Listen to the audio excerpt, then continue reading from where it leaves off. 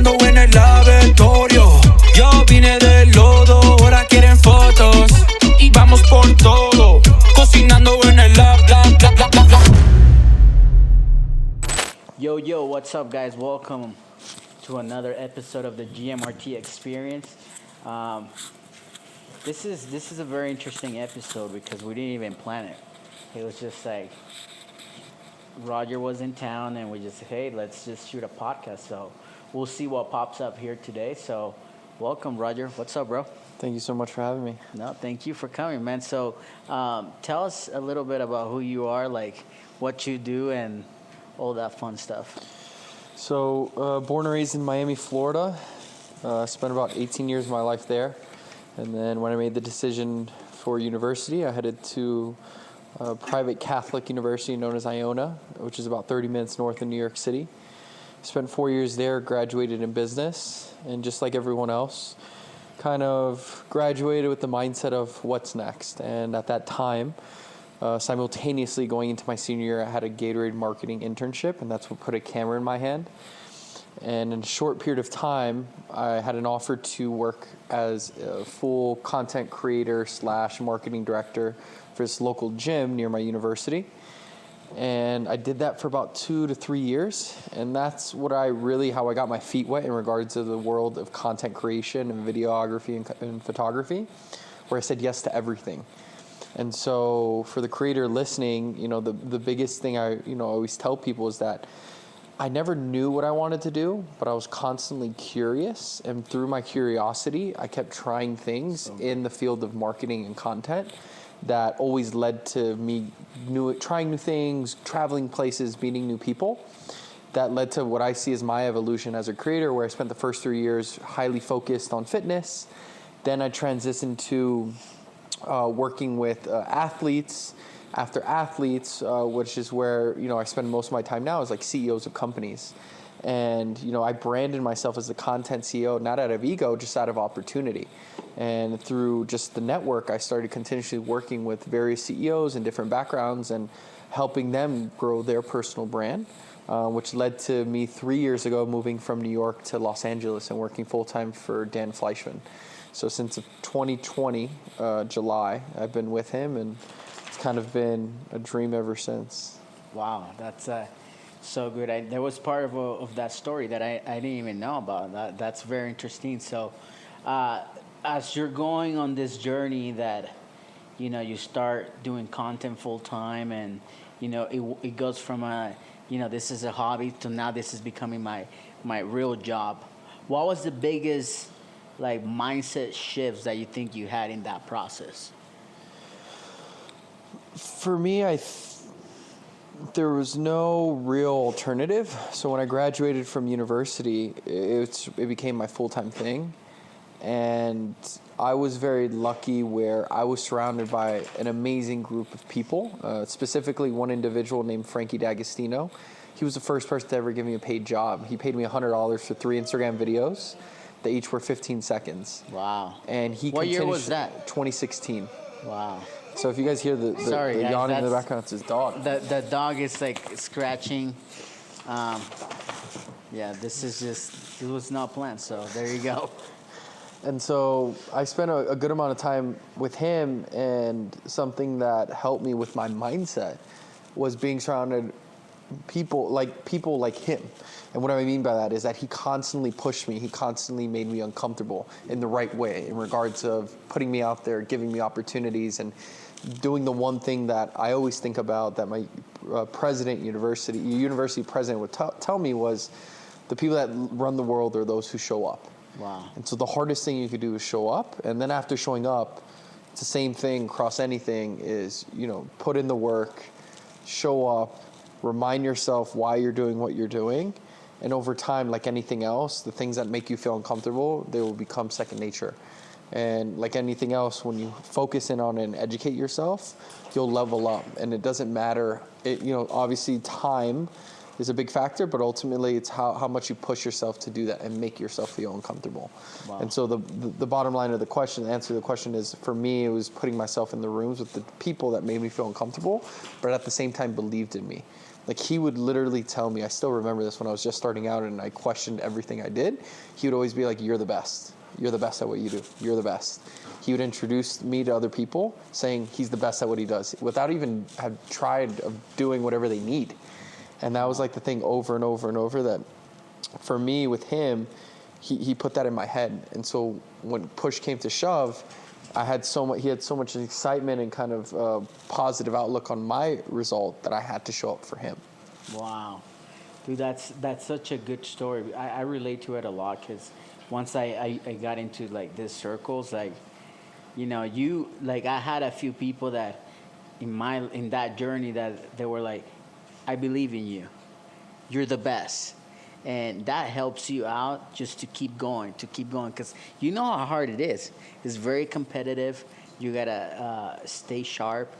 There's a lot of details that go on behind the scene, especially as you're working with high level people. They move fast. You gotta keep up with that. Right. So it's very interesting. So another thing, because I see you travel all over. You're traveling and all that. How do you manage? Because, see, I'm a routine guy.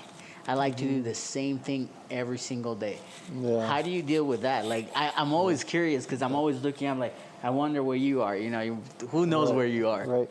Well, I've never been that person. So I think something that for anyone watching or listening, this is a perfect example of understanding who you are and the things that you like. And for me, I've never been okay with being in the same place. I still vividly remember, so when I first graduated, Frankie, he found me a basement apartment room that I shared with 3 other people. So we each had our own private room, and I was paying like $350 a month in a basement of a house that was 3 levels that 3 other families lived in. Yeah. And I remember sitting at the desk facing the wall, and on Sundays when everyone was off and we weren't doing anything, I remember sitting in the room and thinking to myself, I just want to travel. I just want to be on a plane. The last thing I want to do is be inside a room. Because when I look back on my journey and think to myself, what is the one word that describes me? It's curious. Mm-hmm. I was always curious to learn. I was always curious to meet people. I was always curious to travel. And so because of that, I think for me, it drives me crazy having a routine. Like, it really does. Really? Like, the idea of me waking up in the same place every single day, like, that actually drives me nuts. That's so crazy. Yeah, for me, and it's just because I think about this, is that, obviously, God willing, in the future, I am single, I don't have a partner or anything, but, I do want that life in the future, and I know at that point, it won't be about me anymore. Yeah. It'll be about my partner, it'll be about the kids that, God willing, I'll have, and my wants and needs will change. Yeah. And so I just tell myself, I've been so blessed where I've been able to travel the world to do what I do, and I really feel in a funny way that, like, I'm just getting started in regards of where I want to go. So good. Because of my relationships, as I look at my journey too, and just reflecting, is that every single year I've had massive growth. But I've also been like acknowledging, understanding who I am and where I want to go and who I want to deal with. And because of all my travels and because of the experiences of people and in different cities, then I get to understand myself better and then really see, okay, cool, where's the next place for me, right? Where do I want to spend more of my time versus just constantly flying around? And so I will say that this year, I still travel. I think it was about 2-3 weeks ago, I did 5,300 miles in 24 hours. Wow. And that was the most I've ever traveled within a 24-hour period.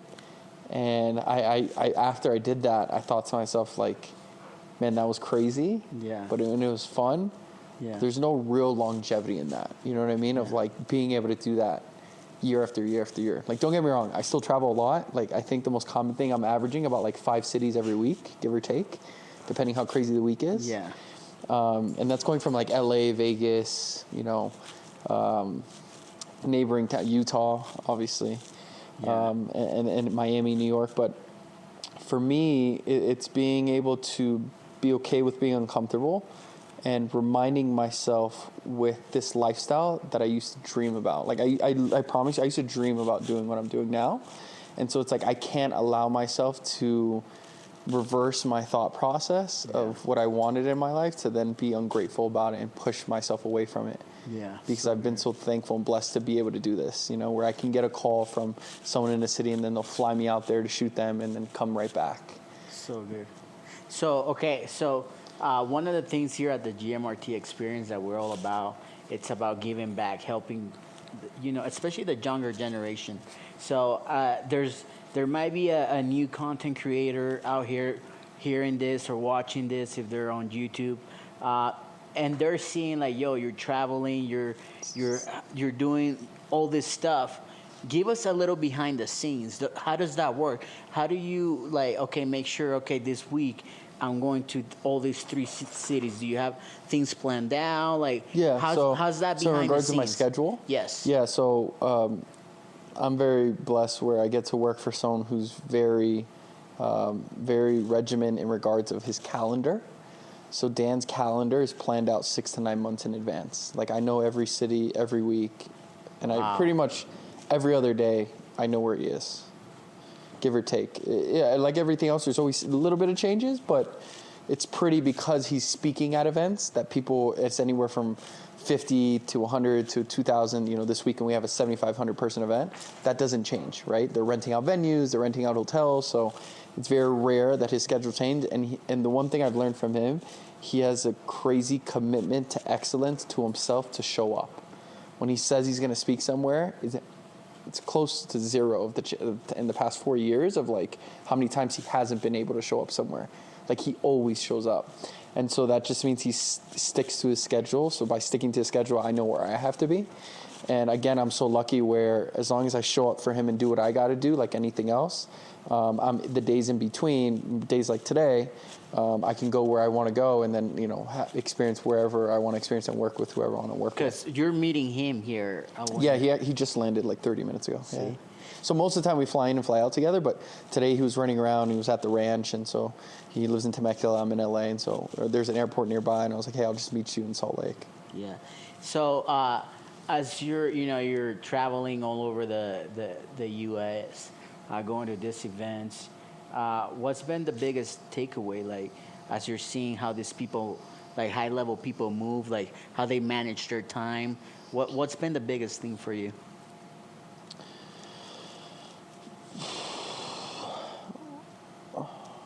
I would say that the thing I noticed the most is the commitment.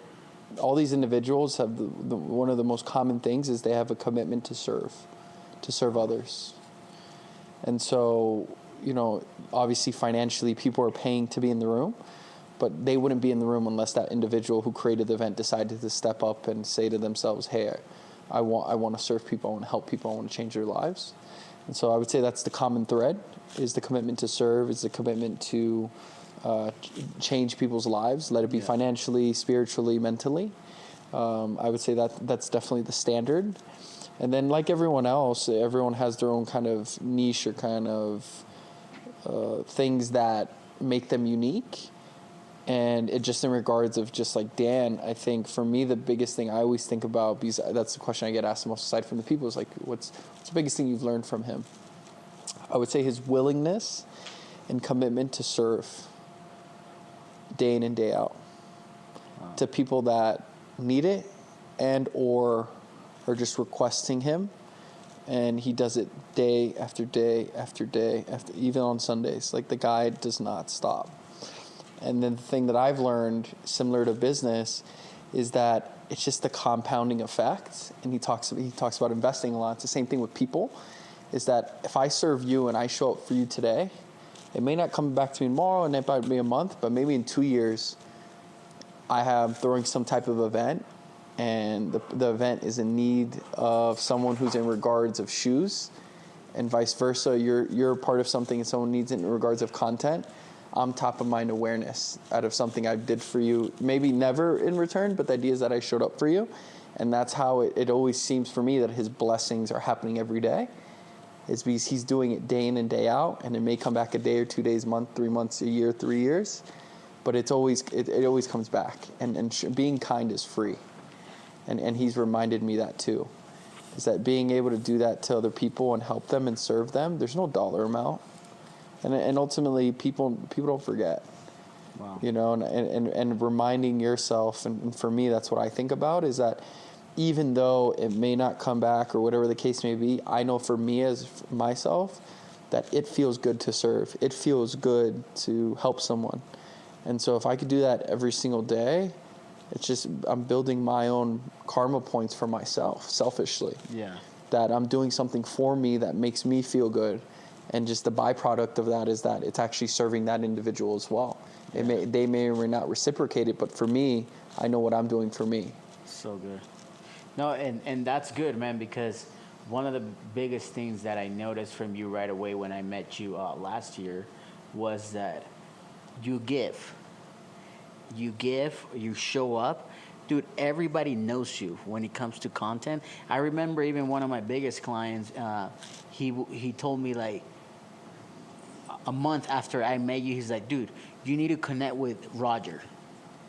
Like, make sure you, like, he made it a point to connect with you, and then he connected me with you again for something else, and then he texted me on the side. He's like, please take care of him like you're taking care of me. I was like, damn, bro, like, this guy's like, and it makes sense, bro, like, because, I mean, you're also learning from them, but you're actually doing it too. So that's very powerful. And we're over here with Robbie. Say what's up, Robbie. I don't know if you guys can hear Robbie. What's up? So, yeah, like I was telling you guys, this podcast wasn't planned at all. And I usually have questions. So, another thing that I wanted to ask you was about content. Mm-hmm. When you're shooting content for a lot of these people, especially for you, like I've noticed, like a lot of content creators, they create good content for their clients, but they tend to suck on their own content. I see you keep a balance on that. You're really good at creating your own content and the content that you create for your clients. So how do you balance that for you?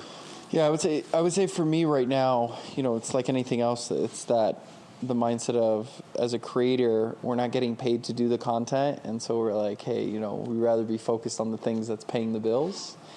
And it's a journey that I'm still battling. You know, we just spoke literally 10 minutes ago about this, about me and my commitment to vlog and to do that on YouTube. That's one thing for years. I'll do a couple, I'll have all the content, and I just don't edit it because, you know, I'm the biggest critic to myself and what I want to do and how I want to show the world what my life is and whatever the case may be, and being vulnerable. I would say that's something that I fight with.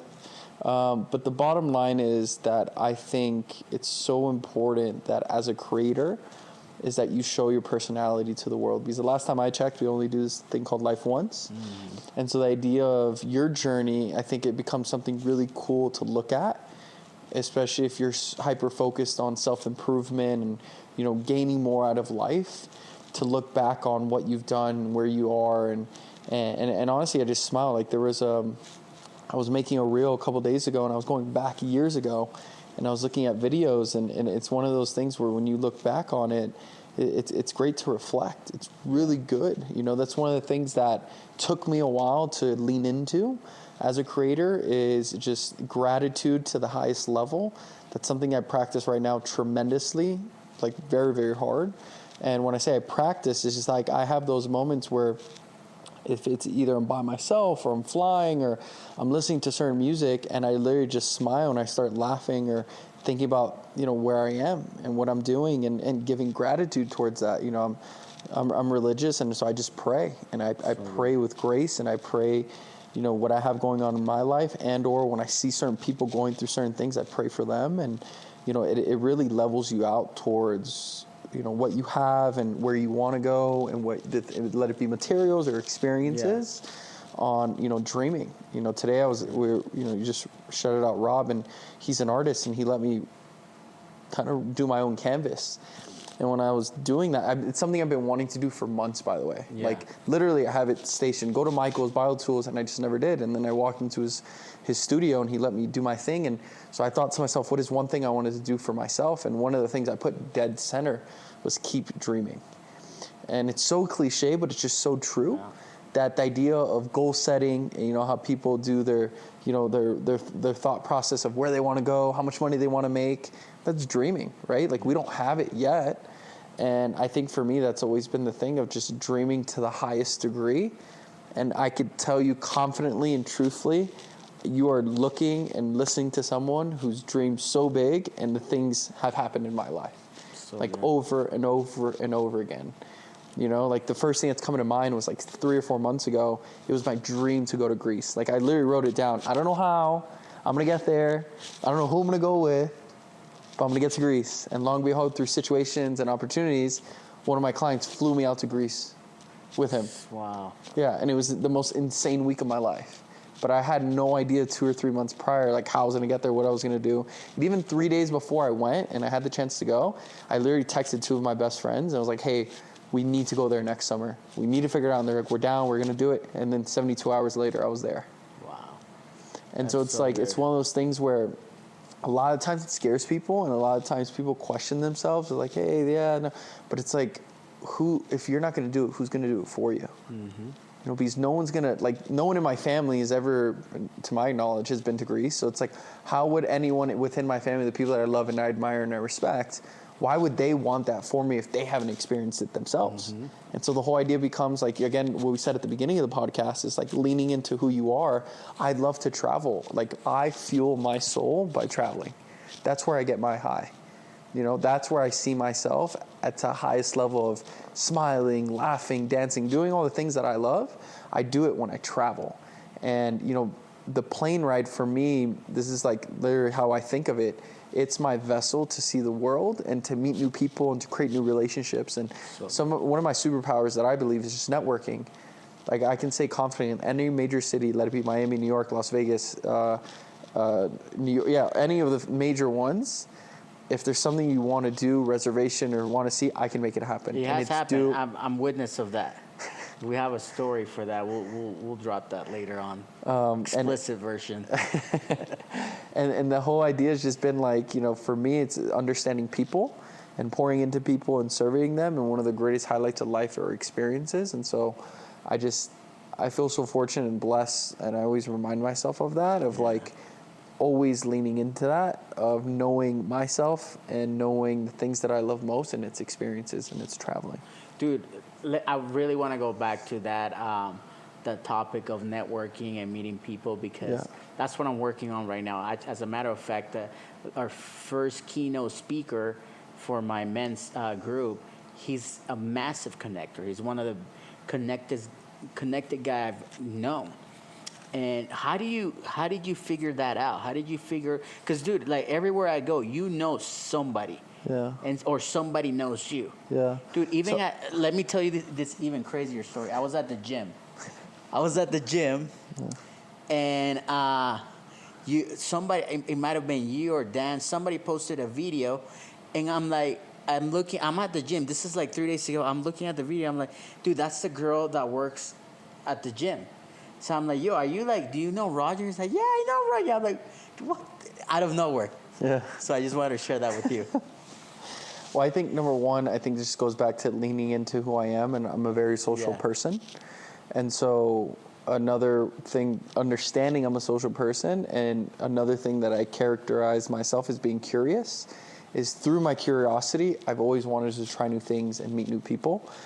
And so understanding those two things, I then leaned into, you know, something that I learned from Dan. He talks about all the time that relationships are the fast forward button to life. It's never what you know, it's who you know, and how you get into that room. And so when I was doing it unwillingly in university, I was a part of everything. I was that person that just bounced around, you know. I would literally do like 20 things in one day. Go to this meeting, shoot that, shoot this, run over here, do that. And I did that in postgrad with my work of, like, you know, meeting people. And then I realized, wait, there's a connection and correlation to this of like, there's no financial dollar to prove it, but the idea of like serving people, and again, going back to what I said of being a person of value without any monetary exchange, but through experiences and making it easier for someone, there's no dollar amount for that. Mm-hmm. There's so many times where I could tell you where high-profile people who can't get into somewhere or can't get a reservation, and within minutes I text the manager and I'm like, hey, you're set. oh my God, let me take care of it. I'm like, no, don't worry about it. And I've just done that over and over and over and over and over again, and vice versa. Like these business owners, let it be restaurants and managers, they know that I'm putting the right people in their restaurants, and or facilitating an experience, and or facilitating, you know, that exchange for them without any like real monetary value for me. So a great example of this, it was in 2020, I got flown out to go to Tulum, Mexico with one of my closest friends. And at the time she was a client, but then she's like a big sister to me. And she flies me out to Tulum, and I was paid, and she was out there with another group of girls. So it was me and like 6 girls. And so every restaurant and venue we went to, every manager was introducing themselves to me thinking that I was the one funding the whole thing. And I was like, no, you got this all wrong. Like, they're paying me to be here. Good. Yeah. And so through that trip, because they were all big Instagram people, WNBA player, anchor, they all had their thing.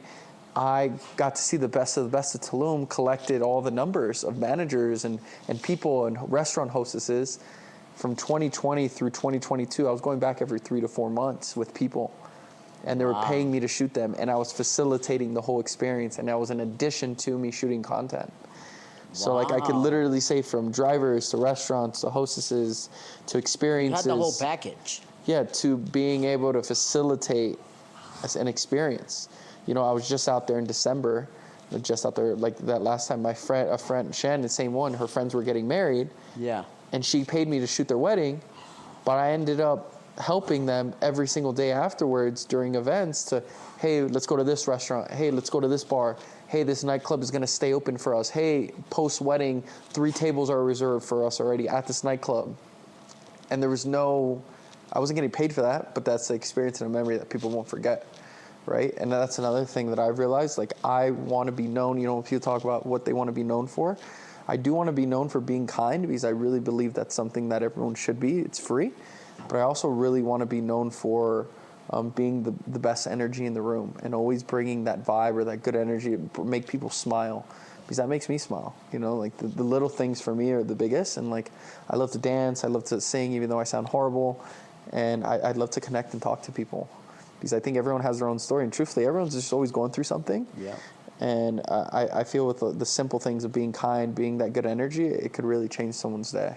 That's so good. That's something that I've been working on and realizing a lot in this season of my life, that everybody's going through something, no matter what. Yeah. No matter where they are in life, they're dealing with something of some shape or form, and just be kind to people. Yeah. Especially with everything that's going on in the world. Yeah, it's insane. So, dude, you're the man, bro. Like, literally, like, if you guys are listening to this, like, and you want to make content and make this for a living, like, you guys should go look up his Instagram. What's your Instagram, bro? Content CEO.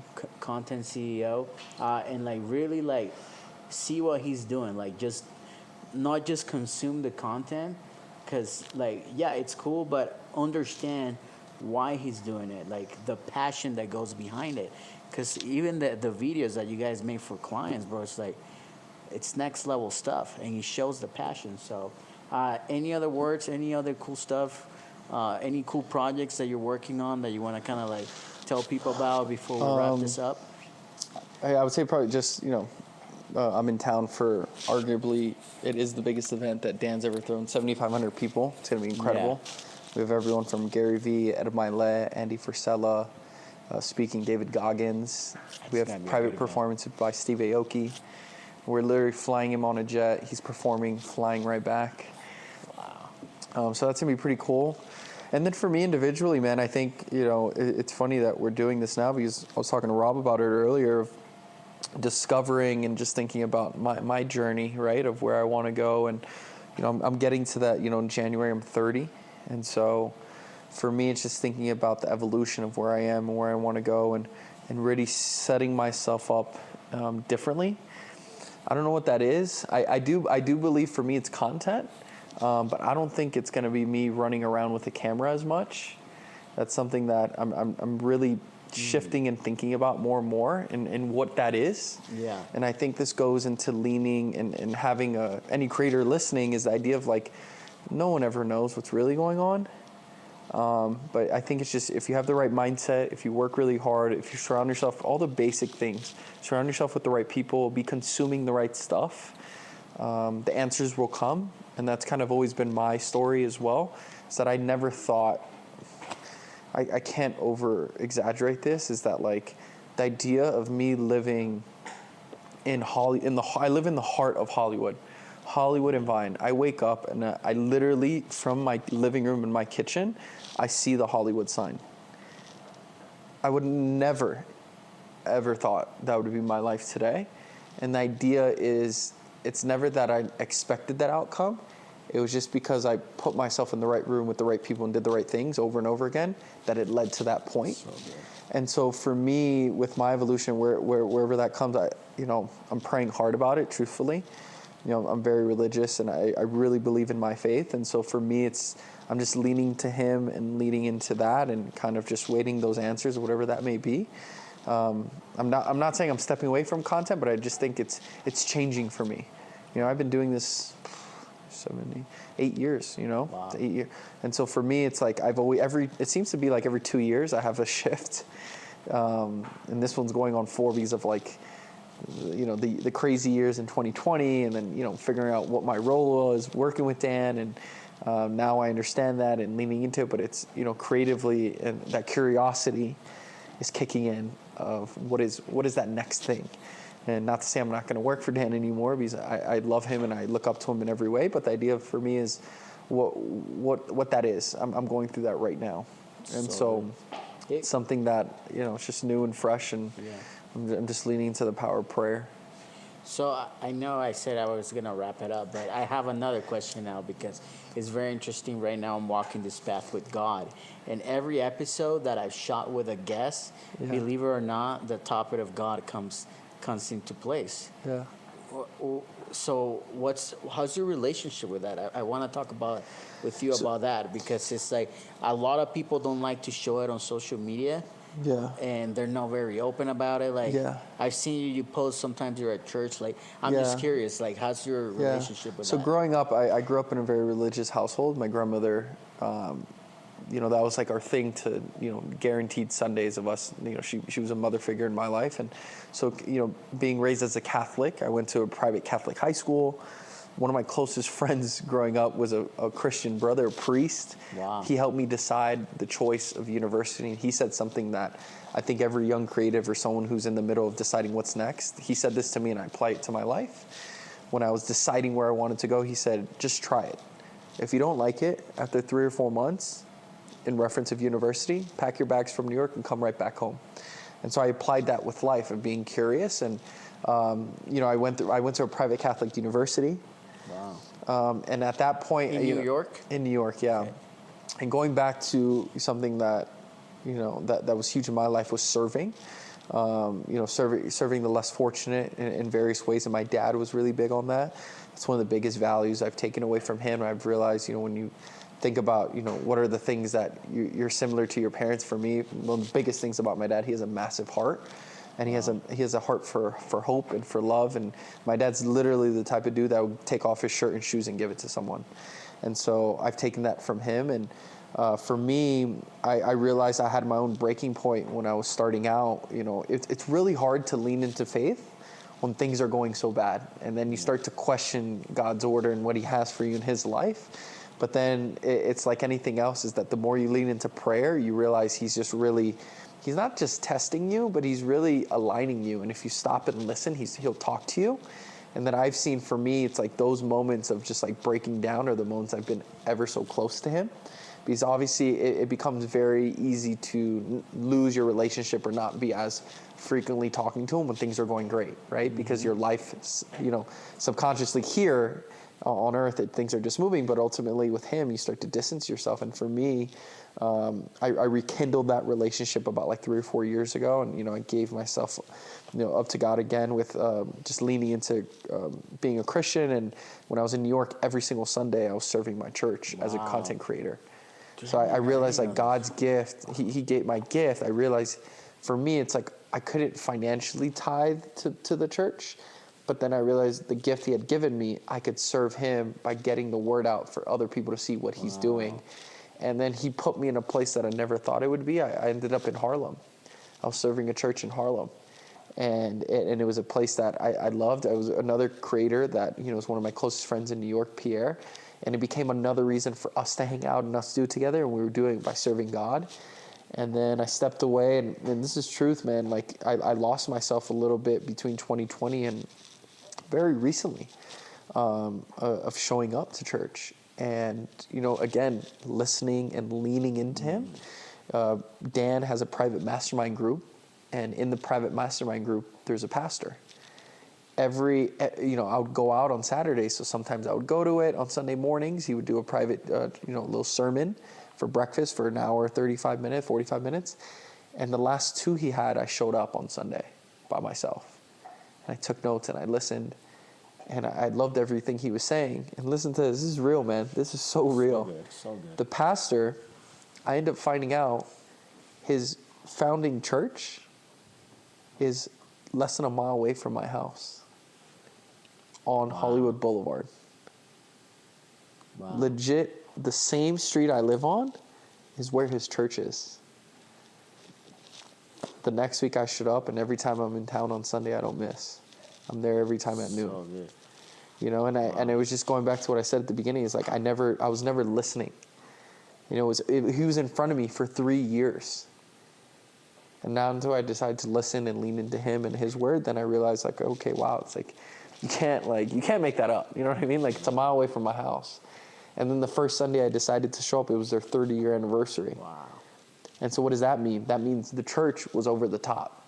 It was slammed. I saw the best of the best on the day that I decided to show up, but I just believe it was God talking to me, be like, hey, this has been waiting for you. This is what has been down the street that I've been trying to tell you to go to. And that I saw it and I leaned it and I met someone. I met one person. I go by myself. I met one person and I literally text this guy every time I go and I sit with him if he's there, and if not, I just go there. And last week I actually brought someone for the first time with me, which I think is the coolest thing. You know what I'm saying? Yeah. And so, yeah, man, that's been my journey, and just leaning into it more and more. I pray every day. I give my blessings every day. I do it randomly throughout the day. I try it when I wake up, before I go to bed. I try it right before I wake up. It's just something I do for myself. And for anyone listening or watching that hasn't decided to step into, that side of their life, I think it's so important because, I truly believe there's something bigger than us. Mm-hmm. Let it be a spirit. For me, I believe it's a God. Jesus Christ, he gave up his, did what he did for us. And I think that it's only right that you lean into that and you listen. And Steve Harvey said it on a podcast, and they go, do you meditate or do you pray? And he's like, I do both. He's like, what do you mean? He's like, meditation is listening to God. Prayer is talking to him. He's like, I do both every day. So good. And so I think it's important that people, not pushing it, that, what you were referencing earlier. For me, the reason I post it is really for me because I thought about that a couple of weeks ago when I was posting. I was like, why do I post it? Am I trying to show people I go to church? No, that's not it. Because I'm showing up by myself for me. But then I realized I'm posting it because I want other people to listen and get the good word and get the energy of the feeling that I feel, even if it's 10, 15-second video. I always post worship because it's my favorite time of church. And I record worship because it's the videos that I go back to, I listen to, because it's the videos that give me goosebumps. It's those moments that I feel I'm closest to God. And so the reason I posted, I thought about it because this Sunday I was really going through it. And I posted it and I thought to myself, why? And it was to remind others that either one, they're not alone. Two, there's a place that if they ever, let it be a friend in my friend group that they can come to with me. And three, just to give them like that little glimpse of the things that I feel so lucky that I get to experience. The same way I highlight, flying on the jets and the parties and the people I work with. Why would I not highlight the most important thing in my life, God? And so that's why I post it, and that's why I share it, and it gives me the things that I look forward to that Sunday. I'm the dude that shows up like 30, 45 minutes before church because I'm so excited to show up and walk down and sit there and like not miss worship because that's my favorite time. What time do you leave Sunday? This Sunday? Yeah. I'm not sure. I haven't bought the flight back. I want to invite you to my church. I'm down. What time do you go to church? We can go. I like to go at noon. Okay. So I serve at church too. Oh, nice. So it's very interesting that you're saying that because a lot of what I'm doing right now, God's first on everything, business, personal. So I'm on a Bible study program right now. It's a whole year program. I started back in February, and we finish in January. So I go to church every Tuesday, then Wednesdays and Sundays. So I'm Nice. like deep in it. And I know that feeling, especially what you said, that when you invite people to church, it just feels good. Yeah. It feels good because you're doing God's work. And you're like showing people like, hey, like this is it. This is God. You know, Yeah. like it's happy. So Right. I want to invite you to church Sunday at 12. I'm down. I'll get you good seats. Yeah. So, anyways, guys. Oh, see, this wasn't planned, but I can't forget this. Every guest at the end, I ask them, because eventually you're gonna listen to this playback, and we can go back to it. What's one of the biggest things, or what's the biggest things that you're grateful for right now in your life? I always start with my family. I'm very lucky where I have a big, beautiful, loving family. I have 4 siblings. I talk to at least one of them every day. Honestly, it's the things that I always pray for: my family, my health, and the opportunities that I have in front of me with the people that I get to work with. One of them being Dan. I legit pray, and I feel so thankful for him every day because of the experiences I get to have, and just for me understanding the opportunity that I have, of what I get to. Not only do I get to do what I do, I get paid to do what I do, and I get to do it with some really cool people. And for me, that definition of cool is always different. But for me, it's just like the bottom line is the thing that I've looked on is like what's the silver lining, and the thing that they all share is that they're all good human beings, and they have a heart to serve. And the money and everything else, I've realized you can get that from anyone. You can get it from a really bad person, money, and you can get it from a really good person. But the idea becomes like, who is that person without the money? And so, for me, it's it's my health, it's my family, it's Dan, and I just think about whoever I try to be as conscious of my day, of knowing today who's the person that brought me the greatest happiness, presence, who showed up for me, and then pray for that person, because every day since I travel so much, that changes. Yeah, so good. All right, guys. Well, thank you for listening to this episode of the GMRT Experience. It was a pleasure having you, bro. Thank you so much for having me. That was fun. All right, guys. We'll see you next time. Peace out and stay out of trouble.